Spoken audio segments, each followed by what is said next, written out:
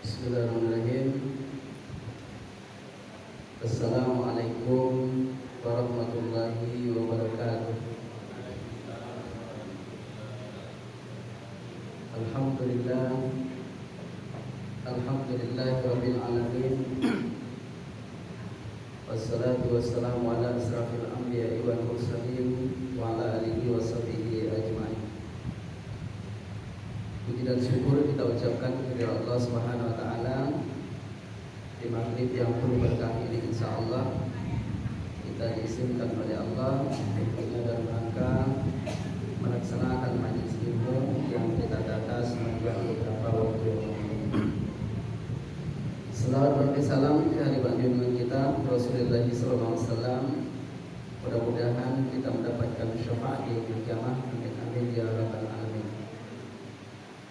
Baik, yang sama-sama kita muliakan dan kita hormati imam kita, guru kita yang alhamdulillah senantiasa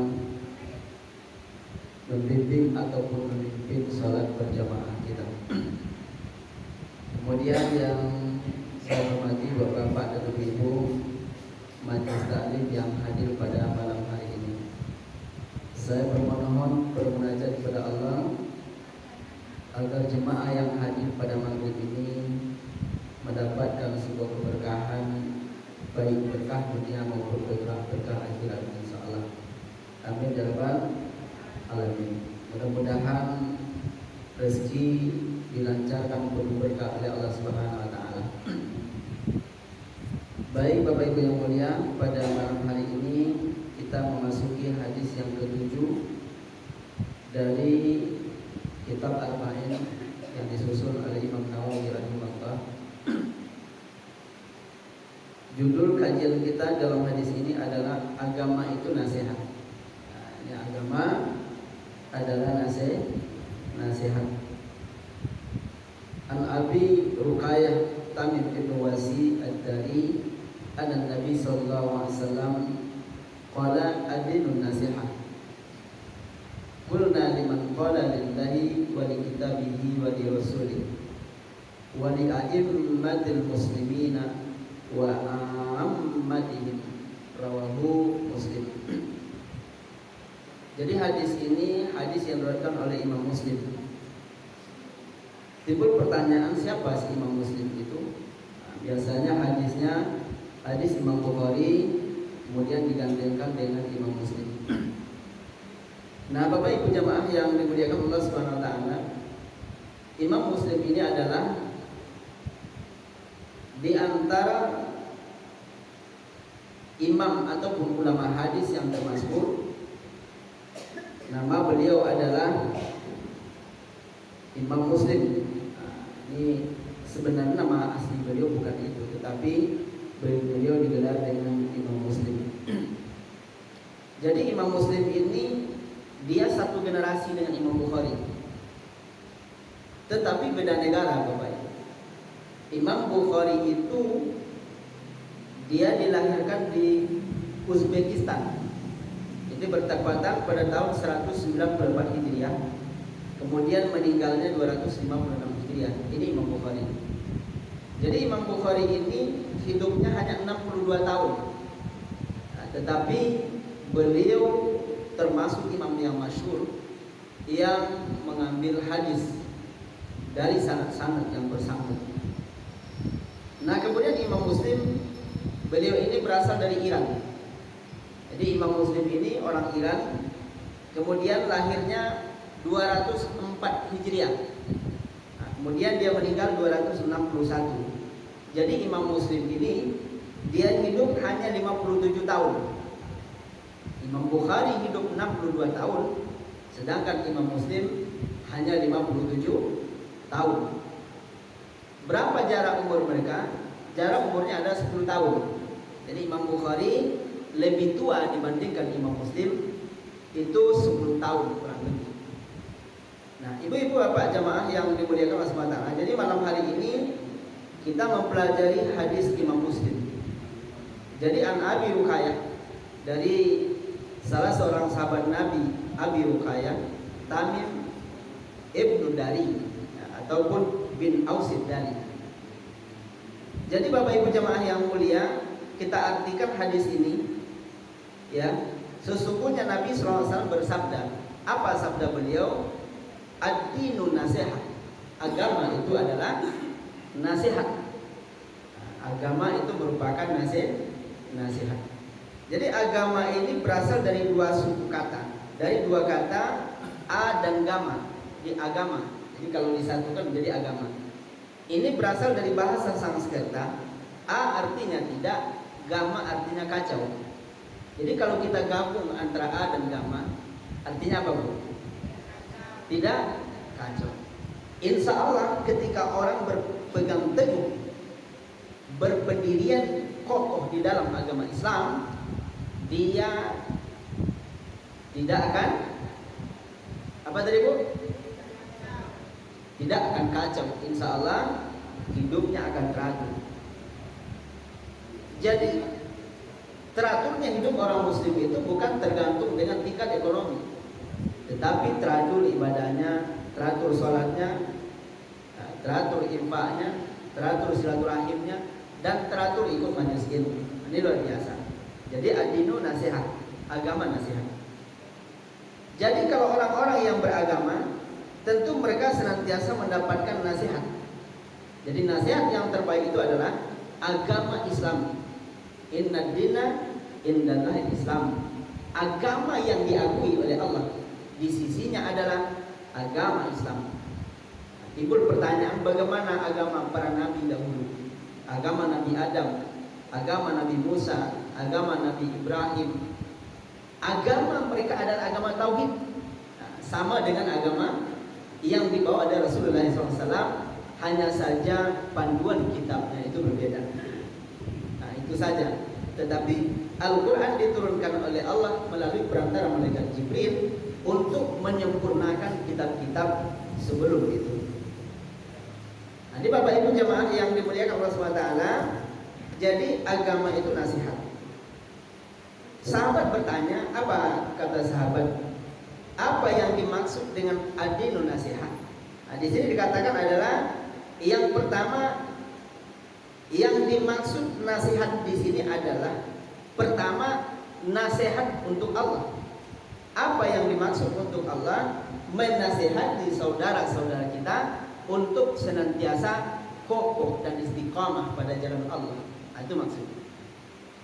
Jadi agama itu nasihat. Pertama nasihat kepada Allah, artinya menasihati saudara kita untuk senantiasa menyembah Allah Subhanahu wa ta'ala. Berarti Bapak Ibu, ini buahnya tauhid. Ini akidah. Pertanyaannya, apa sih akidah itu? Nah, ada enggak Bapak Ibu kita diskusi? Apa itu akidah? Nah, jadi kita kan dari lama ini mengingat, oh kita berakidah. Akidahnya apa? Apa akidahnya? Akidah itu berasal dari akada, artinya adalah ikatan. Jadi yang dimaksud akidah adalah ikatan seorang hamba kepada Khalik. Ikatan seorang hamba kepada Allah Subhanahu wa ta'ala. Jadi kalau sudah terikat dan terpaut makhluk dengan Khalik, Masya Allah, tentu kita akan melakukan ibadah itu sangat nyaman dan sangat bersemangat sekali. Ini kita mengatakan ibadah itu bukan hanya sekedar kewajiban, tetapi ibadah itu adalah kebutuhan kita kepada Allah. Nah, ada enggak kira-kira kita yang tidak butuh sama Allah, Ibu Bapak? Apa kira-kira yang kita bisa mandiri di muka bumi ini tanpa tidak mengikut sertakan Allah? Ada enggak? Tidak ada. Dari sisi apapun. Jangankan kita lihat yang lain dari mata, ya. Di waktu Allah memberikan kesempurnaan tubuh ini, nah, Ibu Bapak jemaah yang dimuliakan Allah SWT, kita diberikan oleh Allah tubuh yang lengkap. Ini semuanya itu adalah titipan Allah. Suatu saat akan ada waktu semua itu akan terhenti. Nah, jadi tidak ada kehidupan itu yang abadi di muka bumi. Nah, untuk membuktikan bahwa dunia itu fana, bahwa bumi ini fana, dunia ini fana, salah satu cara membuktikannya adalah Di waktu ibu-ibu katakan membuat sambal, nah, ini sekarang buat sambal baru, goreng ayam misalnya, ya. Coba sambal yang baru kita masak ditutup dengan rapi, kemudian sambal itu tidak kita sentuh, kita biarkan saja dia 1 hari, 2 hari sampai berminggu-minggu, katakan 2 bulan. Kira-kira sambal tadi seperti apa? Seperti apa, Bapak? Berubah nggak? Berubah ya. Dia akan basi. Itu secara alami kita bisa buktikan bahwa alam itu fana. Itu salah satu buktinya. Kita buat kue, kita kasih mises yang mahal itu dengan aneka bumbu yang lengkap. Coba kue itu dibiarkan ditaruh di piring yang paling bagus, kita biarkan saja sehari, 2 hari, 3 hari sampai 3 bulan berikutnya. Seperti apa kira-kira kue? Nah, ini adalah gambaran dunia, gambaran kehidupan seperti itu. Tidak ada orang yang bertahan hidup sampai ke ujung akhirat kelak nanti, umurnya begitu panjang, tak ada. Makhluk yang terakhir itu mencabut nyawa, itu namanya Israel, malaikat maut yang memang bertugas untuk mencabut nyawa. Tetapi manusia tidak ada yang bertahan umurnya tahan seperti malaikat, tak ada. Saya coba tadi pagi Bapak Ibu jamaah mulia, kan ini melakukan sebuah penelitian terhadap hadis. Kata Rasulullah, kebanyakan di antara umatku itu meninggal sittina wa sabiina, 60 sampai 70 tahun. Jadi tadi pagi kebetulan membersihkan kuburan anak, saya lakukan cek langsung ke kubur itu kan ada mereknya itu. Tanggal berapa dia lahir, kapan meninggalnya, tahun berapa dia lahir ada. Dari 33 kuburan yang berjejer, ya Bapak Ibu jamaah mulia, yang melebihi 75 tahun cuma 2 orang. Nah, dari itu kan kita baru 33 kuburan. Itu rata-rata 70 ke bawah. Nah, ini kalau Bapak Ibu tidak untuk mengokohkan keyakinan, ketika kesemunai nanti keliling ke kubur lain dulu, tengok kapan lahirnya, kapan dia meninggal. Insya Allah kematian yang paling banyak itu memang 60 sampai 70 tahun. Saya tengok yang satu ada 80, satu ada 85. Yang 85 itu nenek dan istri saya. Nah, jadi yang meninggal kemarin beraja, yang satu lagi itu mertuanya Pak Gafar, Pak Abdul Gafar. Itu saya belum jalan ke bawahnya Bapak Ibu. Itu saya baru lihat bagian atas ada 33, saya sengaja pas ketika berkunjung ke kuburan anak untuk membersihkan. Tapi kalau saya sendiri aja, saya bawa buku, mungkin dibilang nanti ini Ustaz Kenil sudah mulai apa nih? Ada sesuatu sudah konslet ini kan ya. Jadi katakan saya konslet kan masalah juga jadinya. Jadi kebetulan memang karena pergi ziarah berkunjung ke kubur itu. Setelah mendoa tempat nenek juga melihat kuburan anak. Jadi memang saya cek langsung. Kenapa saya terinspirasi seperti itu? Karena ada salah seorang jemaah, beliau juga aktif di Musola Al-Hidayah Balai Raja itu. Ketika kami mengaji itu, ternyata dia pas ada orang meninggal, itu dia langsung cek. Orang sibuk memakamkan, dia sibuk untuk ngecek kuburan. Itu dia katakan hampir 100 kubur Pak Ustadz yang saya kunjungi, itu rata-rata 60 sampai 70 tahun. Memang ada anak-anak kecil, ada juga, tapi yang melewati itu boleh Ustadz tengok nanti, itu tidak berapa. Makanya pagi tadi saya cek langsung, ternyata benar. Jadi artinya Bapak Ibu yang mulia, begitulah kehidupan. Kehidupan yang fana ini pasti ada akhirnya. Apa tujuan Allah? Kenapa Rasul sampaikan seperti itu? Supaya kita semakin tua semakin taat kepada Allah, semakin tua semakin bertauhid kepada Allah. Jadi itu gunanya akidah, ikatan seorang hamba kepada Khalik, itu akidah. Jadi akidah berasal dari kata akadah, dan termasuk ketika orang melangsungkan pernikahan Bapak Ibu, itu kan ada namanya akad nikah. Jadi akad itu sebuah ikatan. Tetapi akidah ikatan antara seorang hamba dengan Allah. Itu bedanya. Nah, kalau jual beli juga begitu, ada akadnya. Bapak mau jual ini, ya saya mau beli. Terjadilah jual beli. Saya beli, saya jual. Tetapi memang itu tidak merupakan sebuah kewajiban yang mesti seperti itu. Nah, kalau kita sampaikan selalu setiap beli permen ijab kabul, beli ikan beli ijab kabul, tentu pusing pedagang, semuanya ijab kabul, lama dagangannya habis. Jadi kata ulama boleh itu dengan isyarat. Nah, bahkan ditulis di situ seperti di swalayan, ini harganya 3.500, datang kita, ya sudah kita ambil, kita bayar. Tetapi akidah adalah sebuah ikatan hati seorang makhluk kepada Khalik. Nah, apa contohnya? Kalau ikatan itu sudah kokoh, Bapak dan Ibu yang mulia, sulit untuk dibuka, sulit untuk dibuka. Apa di antara tanda orang yang akidahnya kuat, ikatan kepada Allah itu kokoh? Yang pertama, ketika mau berangkat majelis ilmu, dia niatkan, ya Allah, saya ikut majelis ilmu ini benar-benar karena tuntunanmu ya Allah. Saya ikut majelis ilmu ini ya Allah untuk memenuhi undangan dan panggilanmu ya Allah.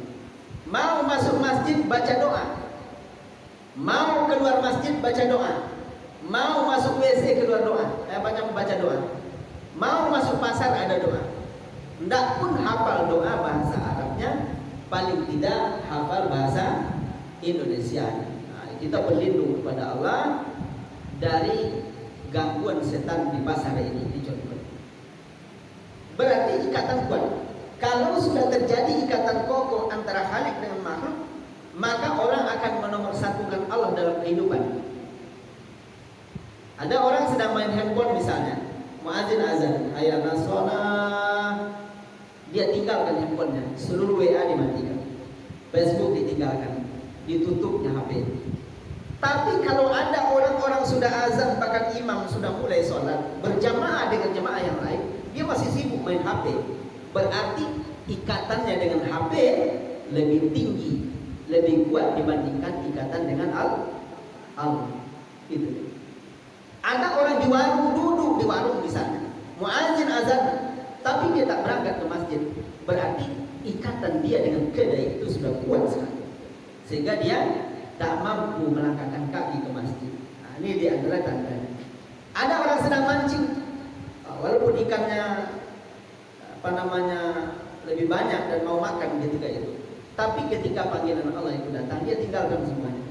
Kenapa? Orang yang punya akidah yang kuat, dia mengatakan ikan ini milik Allah, tukang pancing milik Allah, air ini punya Allah, kemudian nanti dibawa pulang kita goreng, minyak pun punya Allah. Nah, apa kira-kira punya kita? Ada enggak Bapak dan Ibu jamaah yang mulia mengatakan, Pak Ustaz, ada yang tidak punya Allah? Ada enggak kira-kira? Apa Bang? Semuanya punya Allah. Coba bayangkan, kita kadang-kadang kagum dengan orang, kok bisa dia buat pesawat? Begitu cerdasnya otaknya, jenius, sehingga besi sekian ton bisa terbang. Berarti hebat sekali orang ini. Hebat kan Bu? Hebat. Tetapi permasalahannya adalah, walaupun dia sehebat apapun, dia bisa menciptakan sesuatu, bisa membuat sesuatu, tetapi otak yang ada di dalam kepala manusia itu siapa kira-kira menciptakan Bu? Sampai bisa orang buat pesawat itu siapa? Tentu Allah. Tidak akan bisa orang terlepas dari Allah. Jadi Allah Subhanahu wa Ta'ala adalah Maha Esa, tempat seluruh makhluk itu bergantung. Nah, itu dia. Jadi maka dari itu ketika orang diberikan harta oleh Allah, dia mau berbagi. Kenapa? Dia yakin karena harta ini diberikan oleh Allah. Nah, Masya Allah, ini luar biasa. Nah, jadi ibu bapak jamaah yang dimuliakan Allah SWT, berarti kita mesti kokohkan tauhid akidah kita kepada Allah Subhanahu wa Ta'ala agar dia terpukul yang kokoh. Nah, ini luar biasa. Dia orang-orang yang mau ke masjid, ya, yang mau majelis ilmu, insya Allah berarti ikatan dengan Tuhan itu sudah mulai terjadi. bahkan sudah mulai kokoh insya Allah. Amin. Amin ya rabbal alamin. Nah, ibu bapak jamaah yang dimuliakan Allah, apa buah akidah itu? Buah akidah namanya tauhid. Apa itu tauhid? Nah, jadi kita di Nur Ilham ini kita jadikan sebuah universitas pengajian. Ya Bu Pak. Ini kampus pengajian. Nah, karena sama dengan Baitur Rahman sana, Baitur Rahman Jawa, itu dia buat materi sesuai dengan perguruan tinggi. Nah, itu luar biasa. Tetapi kajian mereka bukan seminggu sekali Pak. Setiap subuh itu Ustadz silih berganti setiap hari. Nah, setiap subuh ini Ustadznya ini, subuh ini. Dan kemudian wirid mingguannya bukan 1 kali seminggu, tapi 2 kali seminggu. Itu luar biasa itu. Tapi alhamdulillah jamaahnya sudah mulai punya ikatan yang kuat kepada Allah sehingga masjidnya itu ramai. Ini luar biasa. Tetapi alhamdulillah paling tidak kalaupun kita belum bisa 2 kali seminggu, paling tidak kita hadir 2 kali dalam sebulan. Ini sudah luar biasa. Nah, jadi ibu bapak jamaah yang dimuliakan Allah Taala, kita tidak perlu lagi, ya, bukan tidak perlu maksudnya, kita bisa mendapatkan apa yang diperoleh oleh saudara-saudara kita di masjid yang lain, paling tidak kita juga sudah mendapatkan. Nah, kebetulan Bapak Ibu yang mulia, materi kajian kita, kajian saya sebelumnya, nah, di sana adalah pertama fikih muamalah, mulai dari jual beli sampai riba-meriba, tuntas itu. Kemudian berikutnya adalah berpindah ke Asmaul Husna. Setelah Asmaul Husna, kebetulan karena ini 2021 dikasih materinya itu adalah materi akidah. Nah, makanya agak lari pengajian kita ke situ. Karena apa yang sudah kita baca, apa yang sudah kita sampaikan, insya Allah dia akan menyambung sendiri. Nah, jadi mudah-mudahan di Masjid Nur Ilham ini semoga Allah Subhanahu Wa Taala berikan semangat majelis ilmu itu insya Allah. Amin. Amin ya rabbal alamin. Mungkin barangkali boleh Bapak Ibu yang mulia, terutama Bapak pengurus, 2 minggu lagi kita akan ngaji. Jadi Jumat sebelum Rabu itu, kalau bisa Pak, bisa diumumkan lah. Insya Allah mudah-mudahan kita bisa lebih ramai, lebih semangat. Nah, insya Allah masjid kita cukup ini luar biasa. Saya melihat kemajuan Masjid Nur Ilham ini luar biasa. Tinggal hanya saja kita tingkatkan majelis ilmu. Jadi Bapak Ibu jamaah yang dimuliakan Allah Subhanahu Wa Taala, apa itu tauhid? Kita dengar ada tauhid ya. Bahkan ada kitab namanya kitab tauhid. Apa yang dimaksud dengan tauhid? Tauhid itu berasal dari apa namanya? Ataupun sama dengan ahad. Qul huwallahu ahad. Katakan Allah itu satu. Qul huwallahu ahad. Jadi tauhid itu berasal dari ahad, artinya satu, tunggal. Tunggal tidak berbilang. Tetapi kalau wahid dalam bahasa Arab, wahid itu 1, isnani 2, salasa 3, arba 4, khamsa 5 sampai berikutnya. Itu ada berbilang. Tetapi ahad tunggal 1, tak ada yang menyerupainya, tak akan ada duanya. Nah, itulah bedanya tauhid dengan ahad. Jadi kalau nanti ditanya, ibu-ibu apa? Ditanya terutama ibu-ibu, nanti apa itu tauhid? Kita tinggal jawab. Tauhid itu adalah mengesahkan Allah dalam kehidupan, mengatakan bahwa Allah itu satu. Jadi itu akan sempurna. Qul huwallahu ahad, katakan Allah itu satu. Tetapi kalau makhluk dijadikan oleh Allah itu serba dua, bahkan lebih dari itu. Ada langit, ada bumi, ada air, ada api, ada perempuan, ada laki-laki. Nah, itu kan luar biasa. Tapi Allah satu, tidak beranak dan tidak diperanakan, tunggal. Tiada berbilang. Nah, ini luar biasa. Ini yang mesti kita azamkan. Jadi kalau ada orang mengatakan ada Tuhan anak, Tuhan bapak, Tuhan ibu. Nah, jadi kalau dihitungnya Tuhan itu menjadi 3, itulah dikatakan syirik. Nah, jadi Jadi kalau orang yang beragama Islam tetap kokoh mengatakan bahwa Allah itu Maha Esa. Maha Esa itu artinya adalah satu. Nah, kalau Tuhan itu dua ataupun tiga, yang satu ingin menurunkan hujan, yang satu ingin panas. Jadi kan terjadi perbedaan pendapat di kalangan Tuhan, akan luar biasa.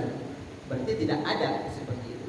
Yang ada adalah perbedaan pendapat di kalangan makhluk. Nah, ini Bapak jemaah yang dimuliakan Allah SWT. Jadi tauhid itu proses mengesahkan Allah dalam kehidupan kita. Tetapi tauhid ini juga harus mempunyai perjuangan yang kokoh, perjuangan yang tinggi. Kita ingat Bapak Ibu yang mulia, ada seorang perempuan, ya, dia tukang sisir rambut anak Fir'aun. Ibu masih ingat namanya? Masih tanya? Iya Pak, Bu. Siapa namanya Bu? Masita. Jadi Bapak Ibu jamaah yang mulia, Masita itu berasal dari bahasa Arab. Arti Masita itu adalah tukang sisir. Jadi kalau ada orang bernama Masita, berarti artinya adalah tukang sisir. Tapi bukan Masita yang bawa. Itu calon BPD. Beda.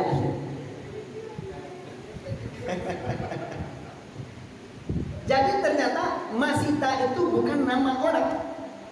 Tetapi Masita itu bahasa Arab, artinya adalah tukang sisir. Nah, jadi bila kita pulang-pulang, besok jumpa sama Bu Masita, Bu sisirlah rambutku. Hanya begitu kan? Ibu adalah pembantu dan tukang sisir anak Fir'aun. Nah, begitu berarti kita pula bermasalah. Jadi Bapak jemaah yang dimuliakan Allah SWT, okelah itu dikenal di kalangan kita. Masita itu hidup di masa Fir'aun berkuasa. Ketika itu zaman Nabi Musa alaihissalam. Okelah kita ambil aja Masita, karena di sejarah itu tidak diterangkan siapa namanya yang sebenarnya. Tetapi arti Masita itu adalah tukang sisir. Nah, ibu bapak jamaah yang dimuliakan Allah Ta'ala, bagaimana perjuangan Masita ini memperjuangkan tauhid imannya itu, ya, memperjuangkan iman yang kokoh. Itu luar biasa. Seperti apa perjuangannya? Di waktu dia sedang menyisir rambut anak Fir'aun, sisir tadi jatuh. Apa yang dibaca Masita? Bismillahirrahmanirrahim. Bayangkan. Apa kata putri Fir'aun? Wahai kakak, wahai ibu, apa barusan yang kakak baca? Bukankah ayah saya sebagai Tuhan? Kenapa kakak membaca bahasa-bahasa yang tidak disenangi oleh ayah saya? Ungkapan Bismillahirrahmanirrahim. Jadi ketika itu apa jawaban Masita? Jawabannya adalah, kenapa kakak tadi membaca itu? Karena Allah itu adalah Tuhan kakak dan juga Tuhan bapakmu. Sayang bapakmu tidak mau taat kepada Tuhan. Nah, itu dia. Akhirnya Bapak Ibu jamaah mulia, disampaikan oleh anak perempuan Fir'aun ini kepada ayahnya. Ayah, barusan saya mendengar itu si tukang sisir kita itu, si Masita itu, dia membaca bahasa yang paling ayah benci. Apa katanya nak? Tadi dia saya dengar membaca Bismillah yang diajarkan si Musa itu. Jadi Nabi Musa ternyata sudah mengajarkan Bismillah. Jadi Bapak yang mulia, dipanggil oleh Fir'aun, benarkah kamu tadi mengatakan Bismillah sampai lengkap? Katanya iya. Kenapa? Dia menjawab, karena Allah itu adalah Tuhanku. Apa yang dibaca tetap membaca namanya. Apa yang dilakukan tetap membaca namanya. Bayangkan. Padahal dia adalah tukang sisir rambut anak presiden Fir'aun ketika itu. Jadi akhirnya disampaikan oleh Fir'aun, apa kata Fir'aun? Wahai katakan Masita, wahai Masita, apakah kamu benar mengungkapkan itu? Dia mengatakan iya benar. Dia mengatakan, maukah kamu meninggalkan Allah itu sebagai Tuhanmu, maka kamu selamat. Jika tidak, bisa jadi kamu bersama anak-anakmu akan terancam kehidupanmu. Dijawab oleh Masita, saya tidak akan pernah meninggalkan Allah sebagai Tuhanku, dan saya tidak akan pernah mengatakan kamu Fir'aun itu sebagai Tuhan, tapi kamu adalah makhluk Allah Subhanahu wa Ta'ala. Mendengar kata itu ibu dan bapak yang mulia, maka Fir'aun memanggil perdana menterinya dan juga termasuk staf-stafnya. Mereka sepakat. Apa kesepakatan mereka?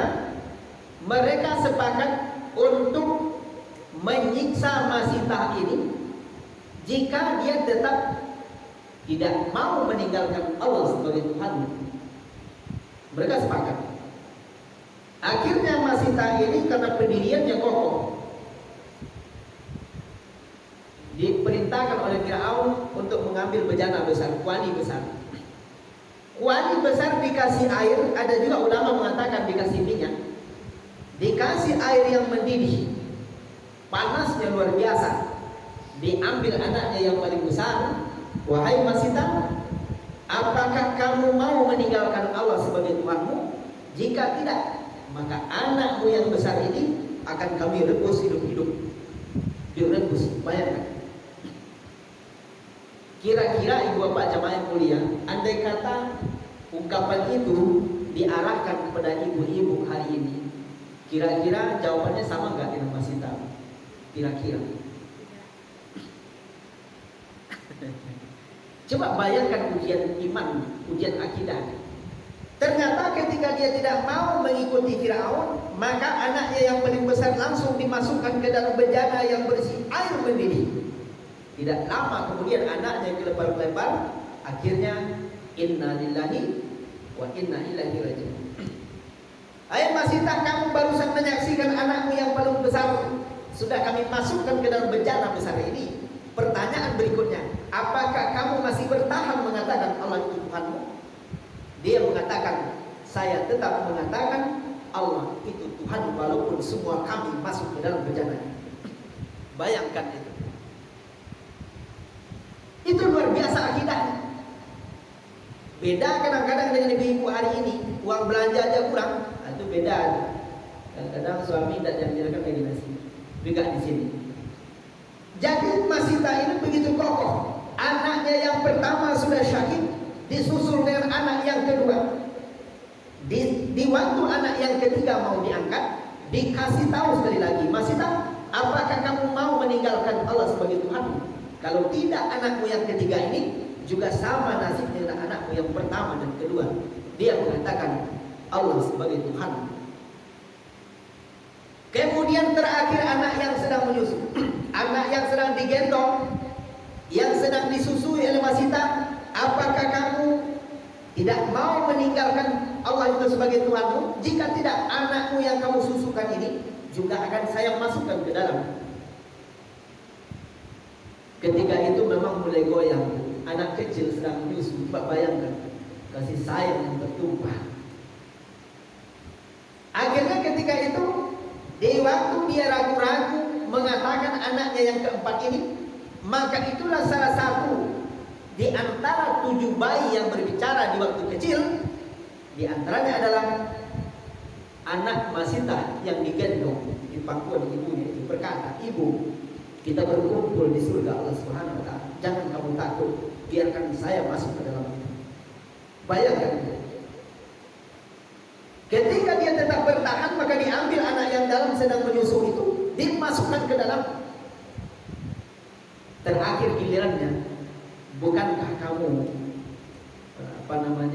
maukah kamu meninggalkan Allah sebagai Tuhan? Jika tidak, nasib bukan sama. Kata Masitah, saya tetap mengatakan Allah itu Tuhanku. Tiada Tuhan yang berhak disembah kecuali Allah. Akhirnya Masitah diambil, dimasukkan ke dalam bejana itu. Semuanya gugur mati, syahid di hadapan Allah Azza wa Jalla. Coba bayangkan perjuangannya ibu bapak jemaah yang mulia. Coba bayangkan perjuangan. Kita hanya berjuang dari rumah ke masjid, kadang-kadang berat kaki dilangkahkan, tapi jamaah yang hadir di luar biasa. Bayangkan cobaan ujian yang dialami oleh Masita itu, dia meninggal 4 orang anak, ditambah dia 1 orang. Makanya di waktu Nabi SAW, Nabi Muhammad Isra Mi'raj, berangkat dari Masjidil Haram ke Masjidil Aqsa di Palestina, sampai di pertengahan jalan tercium aroma yang harum semerbak luar biasa. Nabi bertanya, Jibril, ini aroma apa? Kenapa bisa seharum ini? Apa kata malaikat Jibril? Wahai Muhammad, ini adalah aroma harumnya kuburan Masitah di Mesir, melintasi Laut Merah sampai ke sini, tercium baunya begitu harum. Bayangkan, padahal dia mati di zaman Nabi Musa alaihissalam. Di waktu Nabi Isra Mi'raj masih tercium aroma harum, begitulah indah kubur. Masita itu kata malaikat Jibril, dia mempertahankan iman sampai dia direbus, meninggal syahid bersama 4 orang anaknya, maka kuburannya harum sungguh luar biasa, masya Allah. Mau tidak kira-kira kuburan kita harum ini, Bapak? Tentu kita ingin sekali harum dunia dan juga harum akhirat kelak, masya Allah. Itulah perjuangan. Kenapa dia bisa berjuang? Ya, coba kita bayangkan, karena tauhid itu sudah menghunjam ke dalam dirinya. Ibaratkan kayu besar, kalau urat dan akarnya kokoh ke tanah. Ini terjadi di tsunami 26 Desember 2004 yang silam. Rumah-rumah berantakan, dihancurkan oleh gempa bumi atas izin Allah Subhanahu wa taala. Kayu-kayu pada tumbang, ada 1 kayu yang tak tumbang, Bapak Ibu.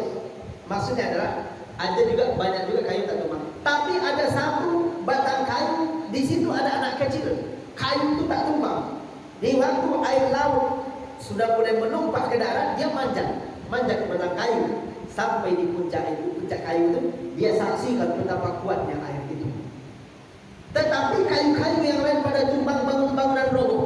Namun kayu yang dipanjat oleh anak kecil ini, alhamdulillah bertahan.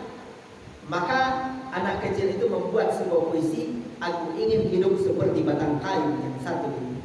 Wah, ini bayangkan betapa kuatnya. Ratusan ribu orang meninggal, tapi dia termasuk anak yang selamat. Kenapa batang kayu ini kokoh? Tidak roboh diguncang oleh gempa, tidak hanyut didorong oleh air. Karena urat akan menghunjam ke tanah begitu kokoh atas izin Allah Subhanahu wa taala. Begitulah tauhid. Gimana kira-kira? Mau gak kita tauhid kita sedalam ini? Insya Allah, ini luar biasa. Walaupun ustaz itu aja nampak setiap mereka minta masalah, yang penting kita ngaji, ya Pak. Jadi itu adalah berkaitan dengan tauhid. Berarti nasihat yang dimaksud ad-dinu nasihat, agama itu nasihat. Yang pertama, menasihati orang, menasihati diri, menasihati keluarga, menasihati sesama untuk selalu mentaati Allah Subhanahu wa taala. Yang kedua adalah nasihat kepada kitabullah. Artinya ada menasihati saudara-saudara kita untuk senantiasa belajar membaca, bahkan sampai menghafal Al-Quranul Karim. Kenapa? Karena Al-Quranul Karim di akhirat kelak nanti akan menjadi sebuah penolong, memberikan syafaat yang luar biasa. Al-Quran 1 huruf kita baca, pahalanya berapa Bu Pak? 10. Kita baca Bismillahirrahmanirrahim, berapa pahalanya? Berapa huruf Bismillah itu sampai akhir? Pernah dibaca Bu? Pernah dihitung? Nah, ini paling tidak insya Allah ada 19. Al-Fatihah itu 113 huruf. Selalu dibaca dan terdiri dari 25 kata. Namanya Al-Fatihah karena dia surat pembuka di dalam Al-Quran, bukan surat yang pertama turun. Surat pertama turun ke muka bumi itu adalah surat apa ya Bapak Ibu? Apa? Ya pada Rasulullah, maksudnya pada Rasulullah adalah Iqra bismi rabbikal ladzi khalaq. Nah, Bapak Ibu jemaah yang mulia, di akhir kajian kita ini kita diminta untuk memiliki akidah dan tauhid seperti kaum salaf.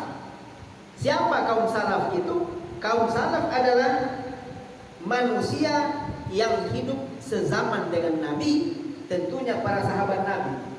Nah, itu namanya kaum salaf. Siapa lagi? Tabi'in. Tabi'in setelah Nabi kemudian sahabat, setelah itu tabi'in. Setelah itu tabi'in.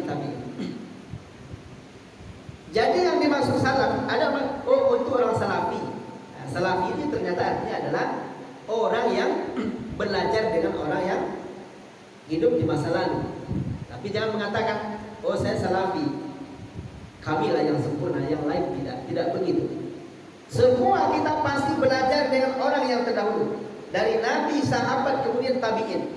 Di antara mazhab yang empat, Imam Abu Hanifah, Imam Malik, Imam Syafi'i, Imam Hambali, yang hidup di waktu tabi'in itu cuma satu. Siapa mereka? Yang bernama Imam Hanafi ataupun Abu Hanifah. Itulah yang hidup, yang sempat belajar dengan sahabat. Sementara Syafi'i, kemudian Maliki, Hambali tidak. Nah, setelah itu Bapak Ibu yang mulia, barulah turun ke bawah. Namanya tabi'in. Siapa itu? Di antaranya tabi'in itu adalah Imam Malik bin Anas. Kemudian sampai ke bawah termasuk Imam Syafi'i. Di bawah Imam Syafi'i ada Imam Hambali. Imam Hambali itu dia punya murid. Siapa muridnya? Bukhari dan Muslim. Jadi Bukhari Muslim itu murid Imam Hambali ataupun Ahmad bin Hanbal. Jadi Bapak Ibu jemaah yang dimuliakan Allah Subhanahu wa taala, jadi ternyata Ahmad bin Hanbal, Imam Hambali itu dia punya guru yang mahir di bidang hadis. Nama yang pertama Bukhari, yang kedua Muslim. Nah, makanya Bukhari dan Muslim itu mereka hidup di masa yang sama, hanya saja berbeda usia sebanyak 10 tahun. Nah, demikianlah Bapak Ibu yang mulia, kajian kita pada kesempatan ini. Ini sebenarnya hadisnya singkat ini, tetapi alhamdulillah jawabannya sangat luar biasa sekali. Kira-kira Bapak Ibu yang mulia, sampai di sini ada yang perlu kita diskusikan? Jika ada silakan kita akan bahas bersama. Jika sekiranya ada. Pak, izin minum Pak. Oke Pak.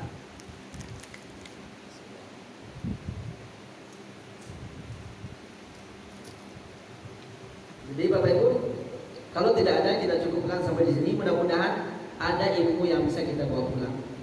Kira-kira ada enggak oleh-olehnya, Bu? Ada enggak yang bisa kita bawa pulang nih?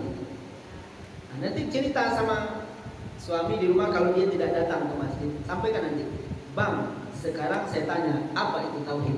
Nah, jelaskan. Jelaskan aja, tidak masalah. Tauhid itu adalah mengesahkan Allah, punya ikatan yang kuat kepada Allah. Ah, gitu ya. Sampaikan aja, tidak apa-apa. Teka-teki aja. Nah, jadi kalau abang bisa menjawab ini, besok pagi 4:30 sebelum subuh masuk, kopi sudah tersedia. Siap itu baru abang berangkat ke masjid. Ah, itu boleh. Boleh.